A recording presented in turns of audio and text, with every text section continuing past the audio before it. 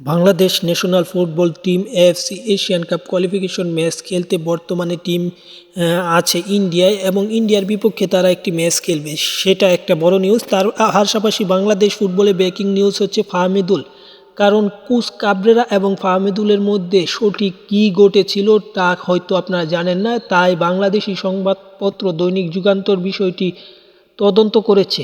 কিন্তু সৌদি আরব থেকে ফিরে আসা প্রত্যেক বাংলাদেশি খেলোয়াড়ের সাথে তারা কথা বলতে চেয়েছে, কিন্তু কেউ রাজি হয়নি। কোচের সাথে সম্পর্ক নষ্ট হওয়ার ভয়ে তারা চুপ করে থাকেন। তবে একজন ব্যক্তি নাম প্রকাশ না করার শর্তে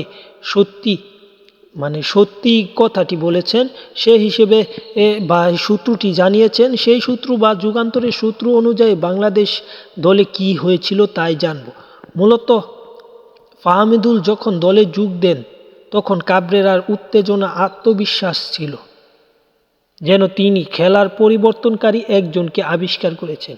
ফাহমিদুলের প্রশিক্ষণ আর তার প্রতিভার কমতি ছিল না, কিন্তু বিপত্তিটা এখানেই ঘটে। তার সতীর্থ ফুটবলার তার ভালো খেলা দেখে তার দিক থেকে সরে যায় এবং তাকে হিংসা করতে থাকে, এমনটাই তারা বলেছে। এবং মূল বিষয় হচ্ছে গোলরক্ষক শ্রাবণ তাকে বল পাস দেওয়ার জন্য অস্বীকার জানান।